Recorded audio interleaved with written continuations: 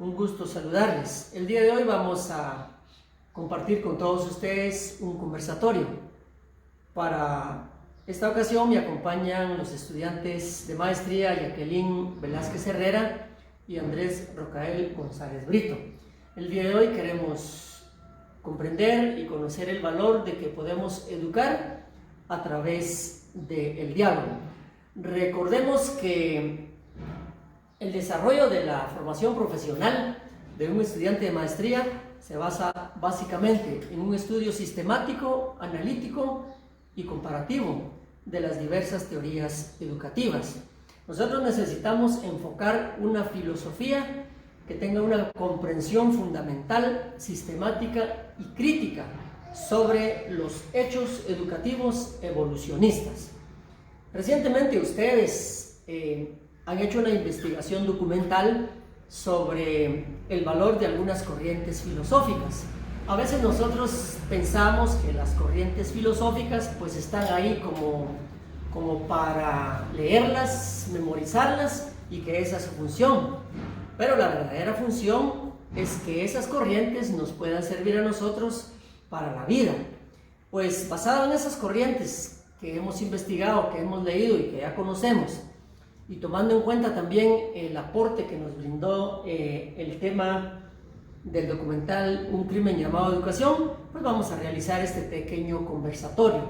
A mí particularmente lo primero que me llama la atención de este título, pues de este documental es precisamente el título, Un crimen. Por un lado, el sinónimo de crimen creo yo que es algo así como muerte, como asesinato, como destrucción, como cortar, romper con todo lo existente. Pero por el otro lado, nosotros sabemos que la educación, el valor fundamental que presenta, pues es el valor fundamental de la vida. Hace algunos años yo leí un libro de didáctica que tenía un tema que se llamaba La escuela un lugar peligroso.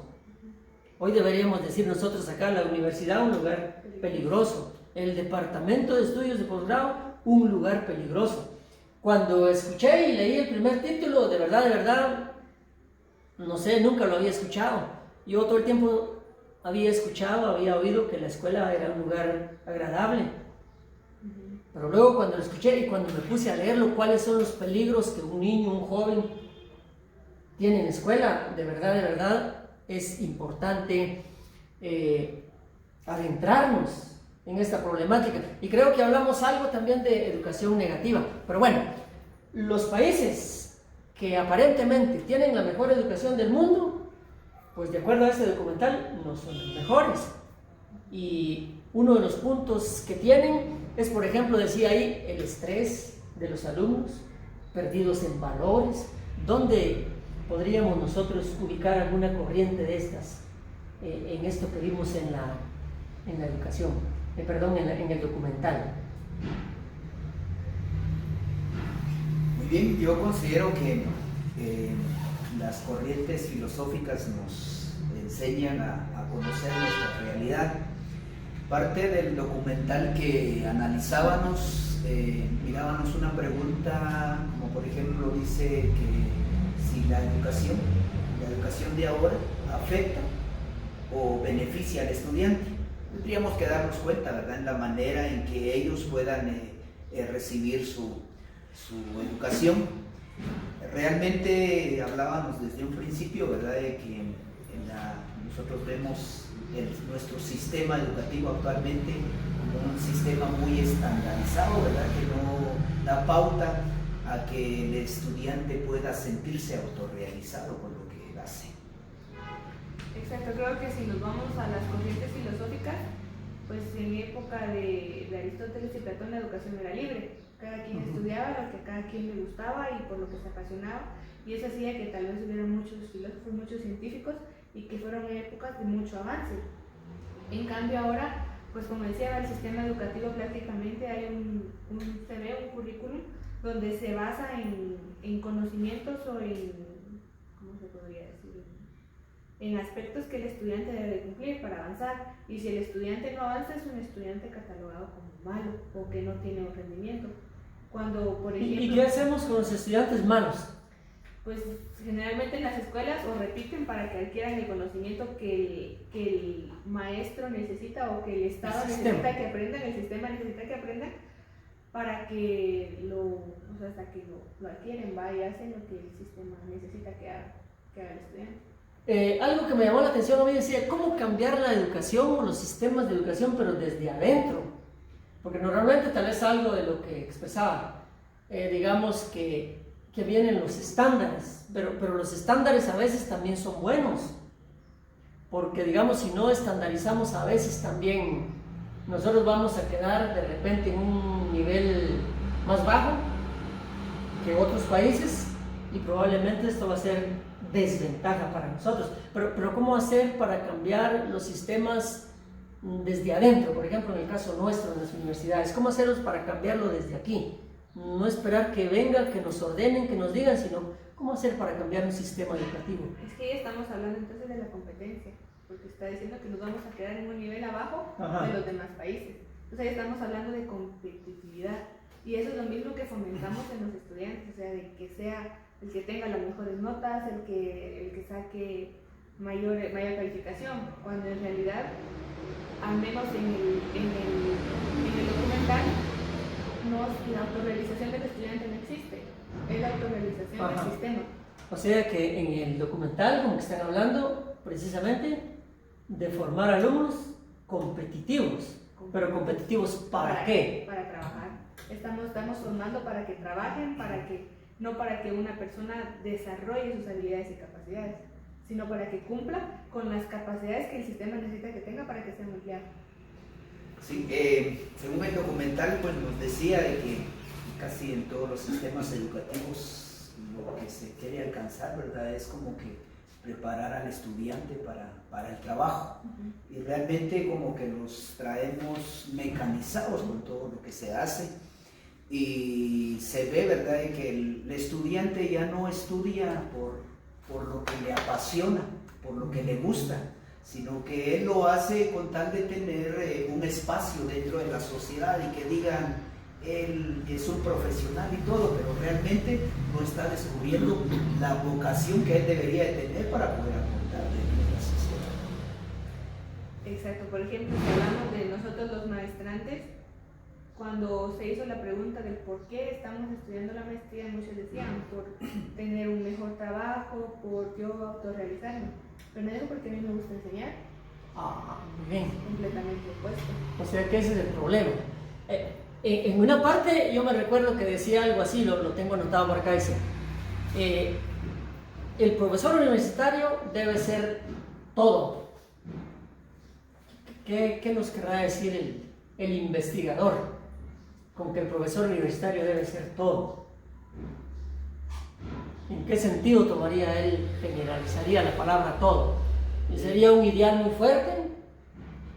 ¿Un idealismo muy fuerte que captó sobre estas corrientes? ¿Sería un realismo por lo que miró? Porque sí se quedó muy triste sobre lo que fue a ver, especialmente en países muy desarrollados, en el supuesto entre educación, entre paréntesis. Muy bien, dentro del documental que estábamos analizando, menciona sobre un psicólogo que también es pedagogo, Howard Gardner,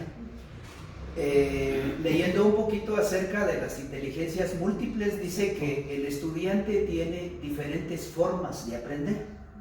Por lo tanto, cuando usted dice que nosotros los docentes debemos de ser un todo, es porque también debemos de tener muchas maneras de enseñar y tenemos que conocer nosotros las inteligencias múltiples, porque también se mencionaba ahí, ¿verdad?, de que a un pez se le obligue a trepar, pues lo vamos a traumar, ¿verdad? Él siempre va a sentirse inútil porque no lo va a poder hacer. Y realmente nosotros, los docentes, pues, debemos de tener inteligencias múltiples y poder descubrir en nuestros estudiantes lo que decía anteriormente, qué es lo que les apasiona y poder trabajar de acuerdo a las necesidades educativas especiales que ellos puedan tener. En inteligencias múltiples, el niño que le preguntaron, ¿te quieren tus maestros? Y dijo, el único que me quiere es mi profesor de educación física. ¿Por qué? Porque, si vamos al aspecto de los alumnos, ahora se habla tanto, ¿verdad?, de hiperactividad, de trastorno de déficit de la atención, pero cuando nos enfocamos en esto, creo que es una educación inclusiva, no hablando específicamente de una discapacidad, sino porque cada niño es completamente diferente. Yo no le puedo enseñar a un niño de la misma manera y pretender que todos capten lo que yo estoy enseñando, sino todos tienen primero el mismo parámetro de tiempo de atención, no todos tienen la misma capacidad de captar, pues. Entonces, cuando el niño decía esto, pues el maestro de educación física se refería porque él tal vez su inteligencia era física, pues, deportiva. Entonces hablamos de niños que son buenos para correr, que son buenos para jugar fútbol, que son niños buenos para nadar, que no precisamente requieren las mismas condiciones en cuanto hablamos de deporte. Lo mismo en un salón, hay niños que son muy buenos para matemática, pero no son buenos para ciencias naturales. No son buenos. Hablaba del caso de una señorita que se traumó porque no le agradaban las matemáticas. Y pensó que ella, sin ser matemática, iba a ser un fracaso su vida completa. Y era una señorita ya grande, pues, de universitaria. Pero si nos fijamos tanto como les decía, nos fijamos tanto en lo que no pueden hacer o en lo que no les gusta hacer, cuando deberíamos de desarrollar el potencial de lo que les gusta o de lo que son buenos, ¿va? Por ejemplo, hay unos que son buenos para el arte, para bailar, para cantar, y ellos muchas veces se estancan porque no existe ni la oportunidad, ni la motivación suficiente, ni los espacios para que ellos puedan desarrollarse. Y a un estudiante universitario, ¿cómo tratarlo? Ahorita tenemos problemas grandes. Porque estamos, por la problemática que estamos viviendo, estamos introduciéndonos a todos a un sistema de clases virtuales, pero no hubo una preparación previa. Algunos esto poco lo manejamos, los docentes, los alumnos menos. El otro punto es el renglón económico.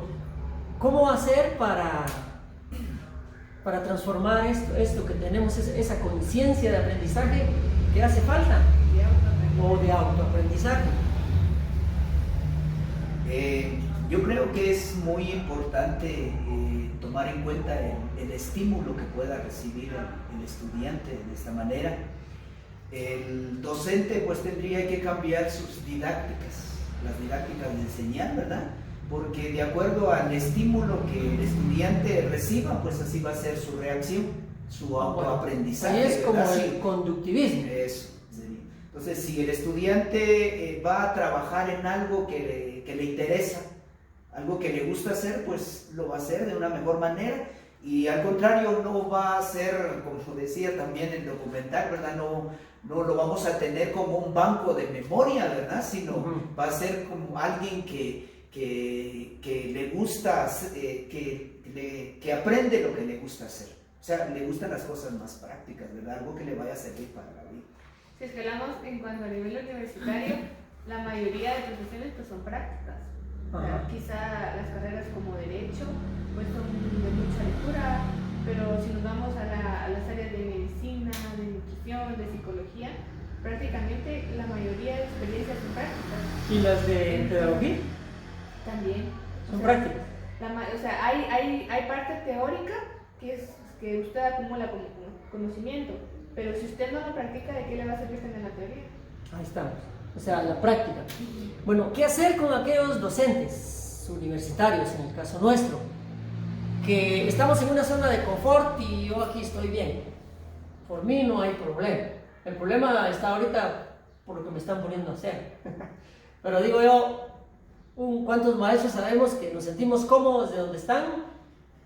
Alguien me decía a mí, me encontré un maestro que dice, yo el método universitario, ¿y ese cuál es?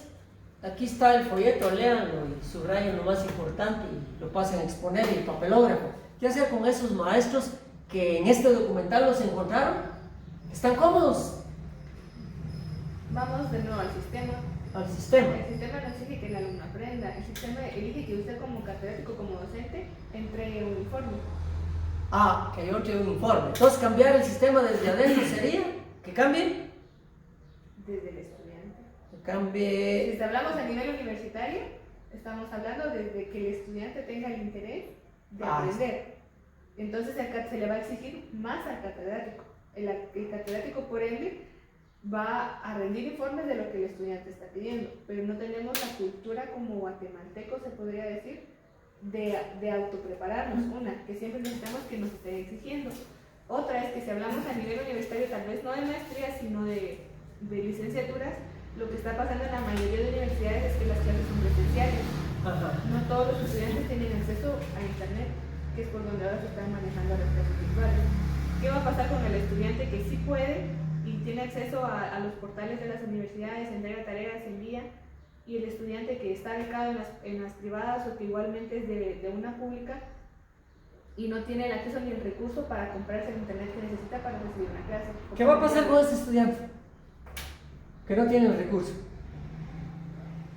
Pues se va a quedar corto, ¿verdad? Dentro de esto, porque el docente tendría que buscar alguna manera de cómo poder adquirir ese conocimiento de él. Tendría que buscar una estrategia para poder. Tal vez lo que dicen en Finlandia, allá el alumno no es problema. Entonces, tal vez seríamos nosotros, el sistema, la universidad, que buscara la solución a ver cómo hacemos para llegar a ese alumno que no puede entrar a estos sistemas que están así ahorita y que seguramente así van a terminar. Y con las medidas de salud que se tienen tampoco se puede ir a buscar a la niña. Exacto, o sea, ahí hay un problema grande ahorita. Bueno, un punto fundamental ahí dice que los maestros de los países grandes como Finlandia, pues cuando menos cada maestro tiene una maestría, ¿verdad? Tiene una maestría en el área de conocimiento que él dirige. Ahora nosotros, ¿cómo estamos en esto en las universidades? Sí, creo que eso lo comentábamos la otra vez, que hay muchos docentes que saben, porque lo saben hacer o porque lo han aprendido muy bien, pero no saben enseñar. O sea, no saben transmitir su conocimiento o no saben hacer que el estudiante se interese por aprenderlo. Está el empirismo, Una experiencia. está la experiencia, pero a la experiencia, ¿qué le falta? Técnica. Le falta técnica, le falta ponerle o agregarle conocimiento científico, porque si tengo experiencia y me traslado al conocimiento científico que han dado los grandes hombres, seguramente voy a transformar esto. Voy a aprender a enseñar. Ajá. Entonces ahí hay un punto que cada uno de nosotros deberíamos ir buscando. En el caso de ustedes lo están buscando. Yo he comentado por ahí un poquito que he monitoreado en el grupo de WhatsApp que tenemos lo que nos queda entre días de semana, y son muy pocos los que interactúan. Entonces el punto, yo preguntaba, pues, ¿y qué hacer ahí? De todas formas pocos respondieron, ¿verdad? Y ahí hay problemas. Entonces, ¿cómo hacer para motivar a esa gente que se tiene que autoeducar o que tiene que buscar la educación?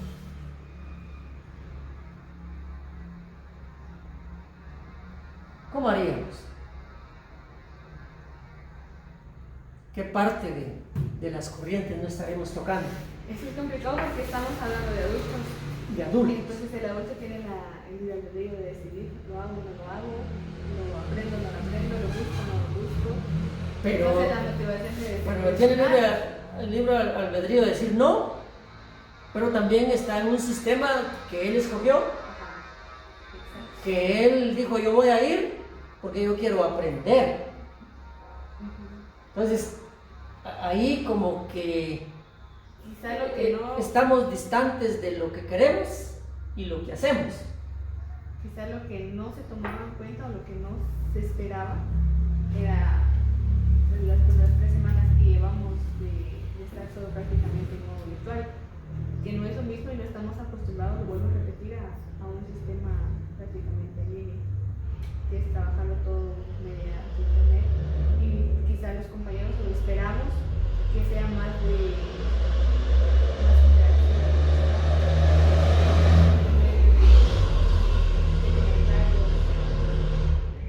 Bueno, no sé si hay algo más que ustedes crean ahí, pues, pertinente sobre el documental y sobre las corrientes. El criticismo es importante. Sí, yo estaba analizando un poquito esto, ¿verdad? Realmente a veces nuestro sistema nos tiene varados, ¿verdad? Dentro del trabajo que nosotros hacemos. Oía algo del documental y decía de que habemos docentes frustrados y formamos estudiantes frustrados, todo porque nos sometemos a un sistema estandarizado. No le dan usted no tiene la motivación, uno, para poder enseñar, ni la motivación para poder aprender. Hay un sistema en el cual usted tiene que evaluar, ¿verdad? Tiene que entregar notas. Ajá. Tiene que entregar notas y no le da la opción a usted de poder desarrollar, mencionaba ahí también, ¿verdad? El coeficiente de inteligencia emocional del Ajá. niño. Entonces, usted emocionalmente está muerto también porque está adaptado a un sistema. Yo no puedo transmitir lo que no siento. Lo que usted no siente. Estamos perdiendo mucho el valor principal de la educación, que es el ser. Tal vez ni es el valor principal de la educación, es el valor de la vida. El valor de la vida. Ser es ser, soy, no el que tengo que hacer, o el que tengo. Porque ahí se hablaba algo del ser y de último hablaba del tener, ¿verdad? O sea, primero decía el ser y después del ser, o sea, esa vida de la que usted habla. Y después el saber, para que de último venga el tener, pero los sistemas no nos están llevando a nosotros a primero el tener. Sí, y después el ser. Si yo no tengo, yo no voy a ser feliz. Por ejemplo, si yo no tengo un buen trabajo, yo no soy feliz. Ajá. Cuando decir yo soy feliz, y, o sea, en base a eso, después del ser ya viene todo lo que es extra. Si yo no soy, no puedo transmitir ni puedo tener nada.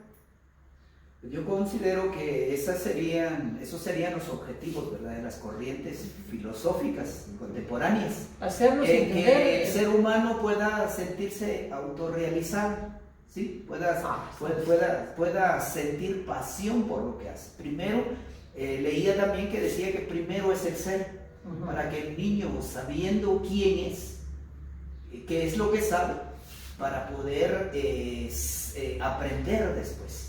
Y aprender o saber, y después viene lo de tener, pero lo que decía usted, ¿verdad? Que a veces les enseñamos a los niños a que tienen que competir, que primero tienen que tener, ¿verdad? Y eso es lo que... Si yo no gano, si yo no tengo primer lugar, yo no soy feliz.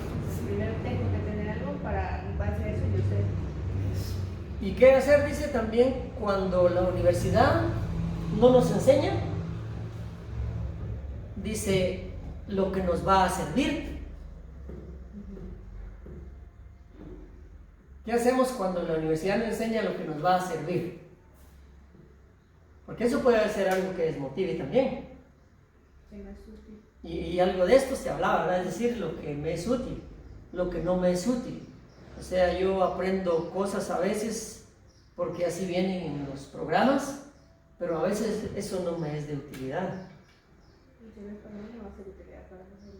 Sí, y realmente también si podríamos entender ahí lo del documental. Ajá. También decía, ¿verdad? Que a veces lo que usted decía, se nos enseña algo que no nos va a servir para la vida, o que se nos está enseñando ahorita, después de graduarnos, o llega un tiempo, esto ya caducó y ya no estoy como que actualizado. Entonces, lo que deberíamos de hacer nosotros los universitarios es estar a la vanguardia, ¿verdad?, de los cambios que se están dando actualmente. Sí, ese es otro punto importante, que al menos yo estudié acá en Eva, primero básico, y puedo decir que lo mismo que se enseñaba cuando yo estudié, incluso alguien mayor que yo estudió, lo aprendió. Y alguien que está ahorita estudiando en la misma materia está aprendiendo exactamente lo mismo. Estamos hablando de 10 o 15 años, de que se está enseñando absolutamente lo mismo, y en la sociedad no estamos viviendo igual que como se vivía hace 10 o 15 años.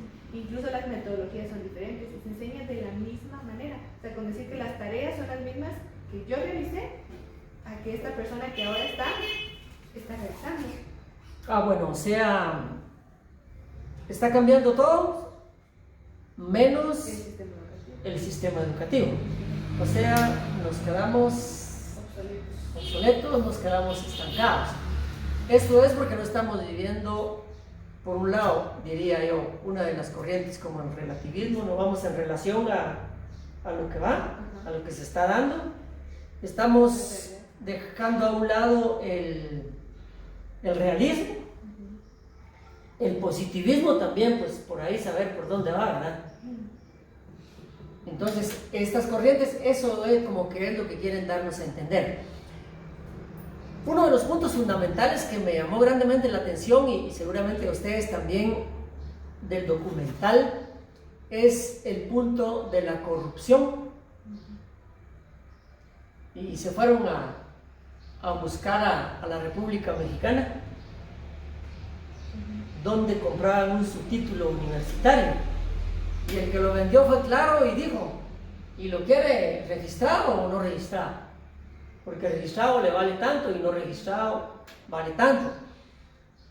Quizás el mismo punto que se dio en esa investigación que realizaron en la hermana República, pues es el que se da aquí con nosotros. El problema no es del comprar el título. El problema es cuando a mí me corresponda ejercer sobre una profesión que no sé nada. Entonces, ¿qué piensan ustedes? ¿Por qué nuestra educación anda mal? Realmente podríamos decir de que estamos viviendo o estamos en un sistema educativo de lucro. Si hablamos acerca de los colegios, ¿verdad? Incluso mencionaban ahí las universidades. Sí, las universidades. Realmente ellos no pretenden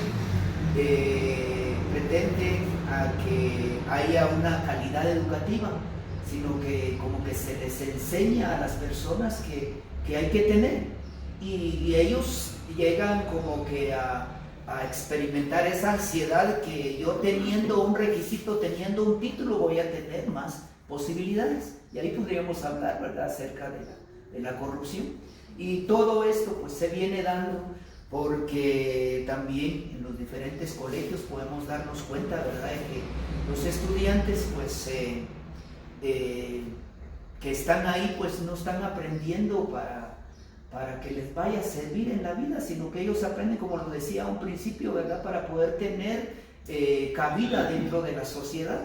Y realmente los colegios vienen y, bueno, por acaparar a los estudiantes, pues dicen, ganan, y el estudiante estudia, pero él no está haciendo lo que le hace. Y el mismo ministerio. No solo eso, o sea, hablamos de los colegios y es lo que está pasando con los países desarrollados, que están estresando al estudiante. O sea, hablamos de que un colegio va a ser bueno si tiene inglés, si tiene baile, si tiene natación, y empezamos a meterle al niño cuánta cosa el colegio quiere para tratar de ser mejor, o sea, el nivel de competencia, aumentarlo, ¿verdad? Y no estamos hablando de una competencia tal vez de conocimiento, sino de una competencia de lucro, de negocio, porque la educación se ha vuelto, o sea, si usted está en una escuela pública, el maestro cumple con enseñar lo que el sistema quiere. Si está en un colegio, pues también llena las características que quiere el sistema, pero aparte de eso, se le inculca o se le trata de enseñar un poco más, pero no se le trata de enseñar ese poco más como algo que usted desea aprender, sino como algo que usted debe de aprender. Tiene mucha relación el documental con los casos nuestros en nuestro país, en la educación. Sí. Tiene mucha relación. Sí, porque cuando hablemos tanto de docentes, como se da en el caso del maestro que intentó apoyar a los estudiantes, si usted se sale de los parámetros, usted ya va a ser malo. O sea, si usted ya se vuelve revolucionario, por decirlo así, porque usted ya no va en lo que va la multitud, sino usted ya piensa de manera diferente y se da cuenta que las necesidades de los estudiantes también deben de tomarse en cuenta. Y en los sistemas educativos, al menos acá dentro de Nevar, no se toma en cuenta nunca la opinión del estudiante. Si hablamos a nivel de básica y primaria, básica y Se hace lo que el maestro dice. Se hace lo que el maestro dice. Algo más que me llamó la atención del documental es que dice que, en otras palabras, decía ahí de que nosotros como que nuestro sistema educativo estamos formando a una sociedad egoísta.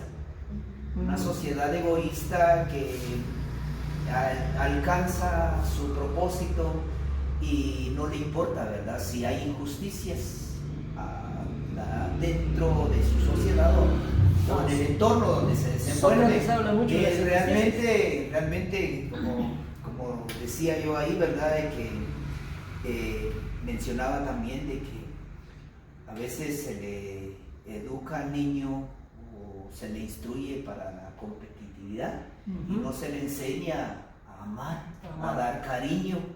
Es lo que les decía, ¿verdad? Descubrir su ser, ¿verdad? Descubrir su ser porque vivimos, si es en realidad esto, ¿verdad? Cada quien busca lo suyo actualmente, ¿verdad? Y no le enseñamos al niño a que pudiera apoyar al prójimo, a que pudiera trabajar en equipo, lo que platicábamos hace ratitos, ¿verdad? De que el estudiante tiene la educación como llevarlo a un campo de batalla, ¿verdad? Y ahí sálvese quien pueda, ¿verdad? Sí. Sí, si vamos a esto, creo que existen las limitaciones que como maestros nos ponemos, en cumplir un horario. O sea, yo soy maestro de 7 a 1. De ahí en adelante ellos están en su casa, es su problema, yo cumplo con mis tareas, con impartir lo que tengo que impartir en mi horario y listo. O sea, el maestro se limita a lo que dicen que tiene que hacer, pero no se enfoca en sí en sus estudiantes. Yo tuve una experiencia, yo cuando estudié primaria, tuve solo 2 maestros. Calidad, yo solo 1. Y entonces yo comparo mucho esto, ¿verdad? Mi primer maestro, pues, fue primero, segundo y tercero de primaria. Yo encontré nunca una maestra como, y no por el sentido de que haya sido, sino como ella se esmeraba por su trabajo y hacía que a uno le interesara. Y no era solo maestra de 7 a 1, ella era, bueno, vengan en la tarde, o vamos en la tarde a mi casa, o hay que aprender a hacer obra de teatro, bueno, yo voy a ensayar con ustedes, o ensayamos en mi casa, o ensayamos en la escuela. Pues tal vez podrán decir, eran los maestros de antes. Sí. Pero entonces, ¿qué pasa con Somos los maestros de ahora? Exacto. Entonces, ¿qué pasa con los de ahora y con los niños que ahora están aprendiendo de los de ahora? Si ellos son los futuros maestros, ¿qué van a enseñar ellos? O sea, ¿qué van a darle más? Por ejemplo. Creo que algo de eso hablaba porque decía que los malos estudiantes se están convirtiendo en maestros y ellos optan a las plazas, se las dan y se están convirtiendo en malos maestros. Y un mal maestro, no sé, pero seguro va a dar un mal alumno, ¿va? No en su totalidad, pero, o sea, ese es el punto. Correcto. Ustedes comparten, a mí me llamó la última frase, decía: mientras la situación no cambie, no dejaré de trabajar a favor de la educación. ¿La comparten ustedes? Realmente las corrientes filosóficas pues nos inquietan a poder ser mejores personas, mejores humanos y poder influir desde el campo en donde nosotros nos desenvolvamos. Algo muy importante dentro de esto es que yo soy docente, trabajo con niños. Y algo que pude aprender también del documental es que nosotros no estamos educados de una manera integral para poder atender las necesidades del estudiante. Mencionaba ahí, no estamos educados para poder atender a los niños donde hayan conflictos, ¿sí? El bullying y todo esto, ¿verdad? No estamos preparados para poder afrontar eso. Y así de una manera, como les dijera, aprendida, pues lo único que hacemos es castigar al niño y más lo traumamos de esto.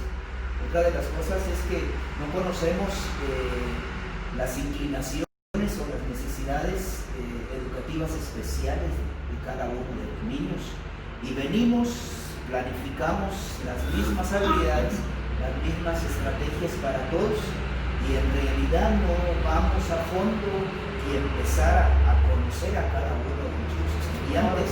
Bien venía los ejemplos que daban ustedes. El niño decía, son bien enojados los maestros, ¿verdad? El único que me quiere es el de educación física. ¿Por qué? Porque la inclinación del niño era jugar y hay muchos niños de estos. El joven que decía que él dice, yo no soy malcriado, no, sí. Lo que pasa que me aburren las actividades. Y realmente dicen esto, ¿verdad? Porque no hay variedad de actividades para llamar la atención de los niños. Y otra de las cosas que mencionaba alguien, ¿verdad? Que mencionaban ahí lo de la hiperactividad. Ajá. La hiperactividad dice que hay que aprovecharla, ¿verdad? Porque la hiperactividad es una necesidad educativa, no es un trastorno físico, mental. Eso es lo que nosotros aprendemos, ¿verdad? Entonces, esto de las necesidades educativas, pues el niño está pidiendo a gritos, ¿verdad? Una manera de cómo sentirse bien dentro de la escuela. Entonces, lo de la hiperactividad, como digo, se da el caso. Digamos acá el caso, hay muchos maestros que autodiagnostican a los estudiantes, ¿verdad? Y podíamos ver dentro del documental que hasta les daban medicina para poder esto, pero no, sino que es una inclinación que tiene el niño y hay que aprovechar esa. ¿En la universidad hay casos de hiperactividad?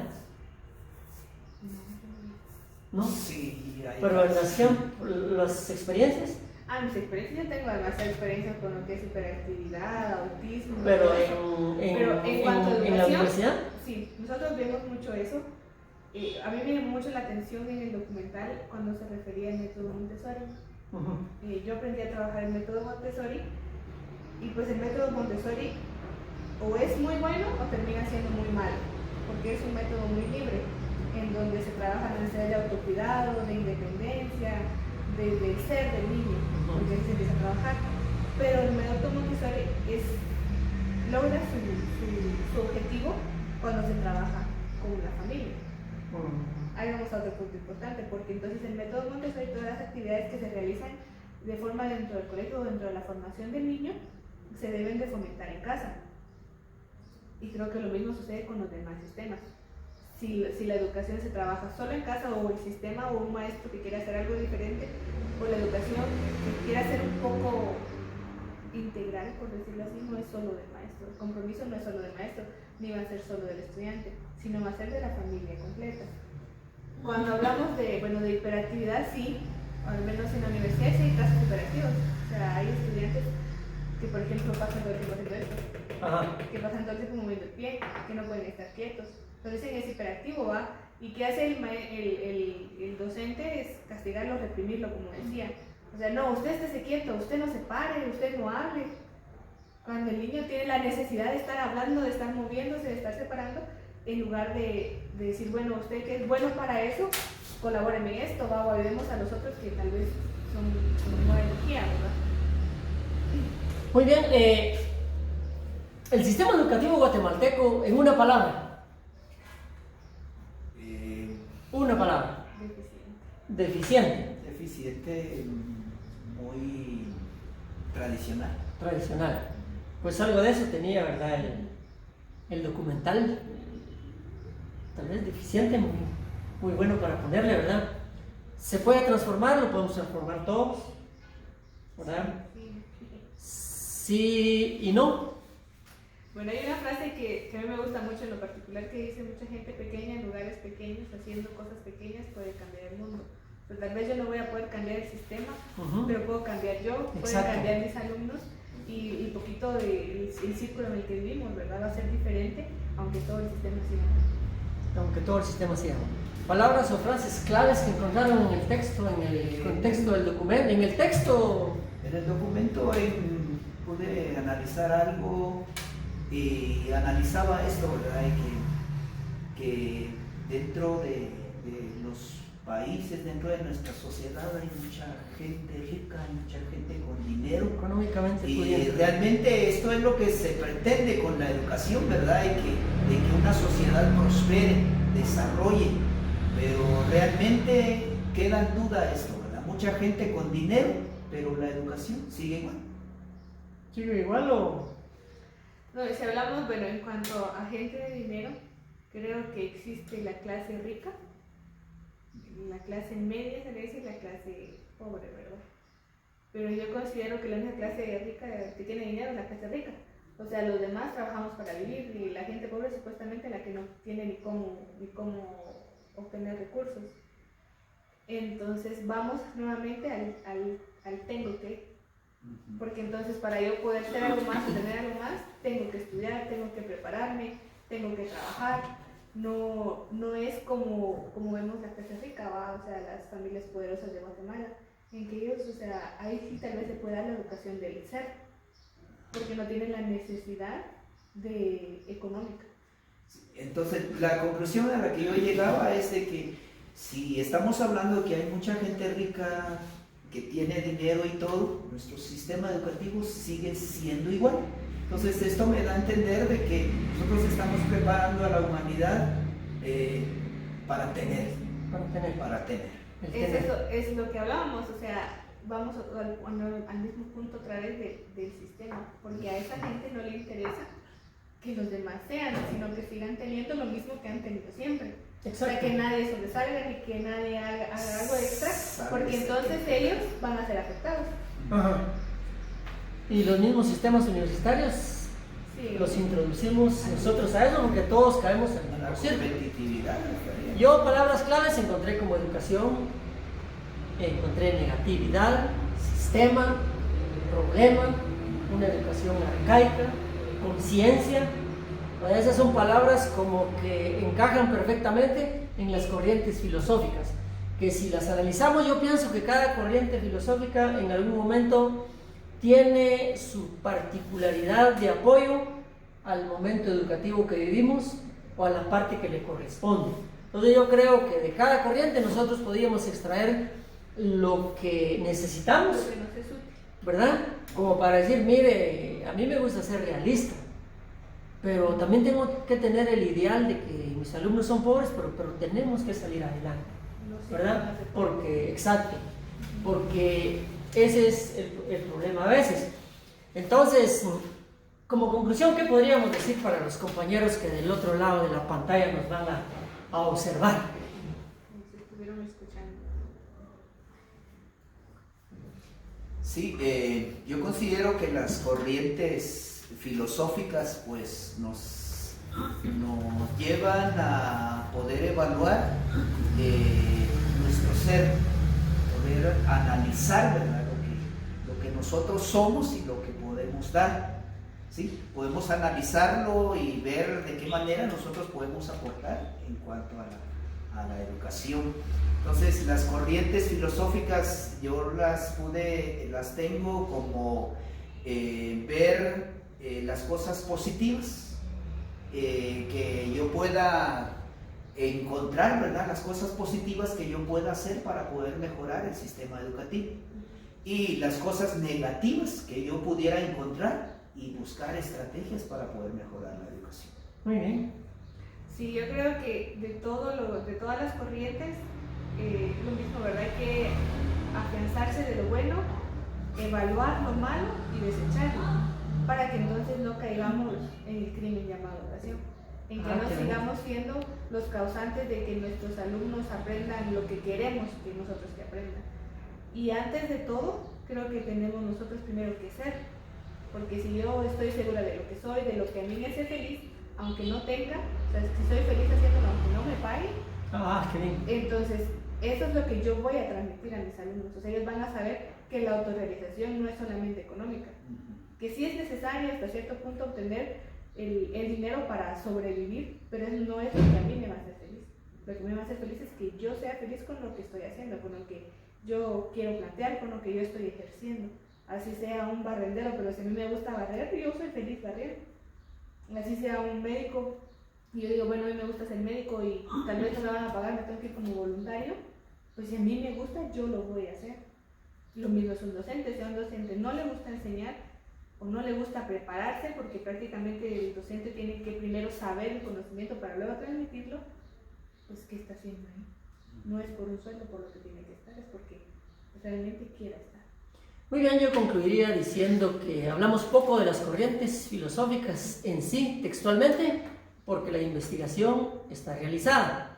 Que a cada corriente filosófica nosotros le podamos extraer lo que nos pueda servir, de repente que hagamos un conjunto de muchas para ver cuál sí y cuál no. Que el sistema nuestro tiene mucha similitud con el documental que pudimos observar. Es importante prepararnos, conocer, para transformar el mundo que nos corresponde vivir desde el punto de vista educativo, y es importante aplicar. Si lo que leemos no lo aplicamos, no tiene razón de ser. Yo insisto, todos nosotros estamos juntos en este caminar educativo porque estamos interesados. Un gusto saludarlos y seguramente vamos a volver con otra actividad similar a esta. A ustedes muchas gracias por habernos acompañado y esperamos que se observe en su totalidad esta presentación. Gracias a nombre del Departamento de Estudios de Posgrado del Centro Universitario del Quiché, a nombre de la Universidad de San Carlos, y seguimos adelante con el famoso ir y enseñar a todos.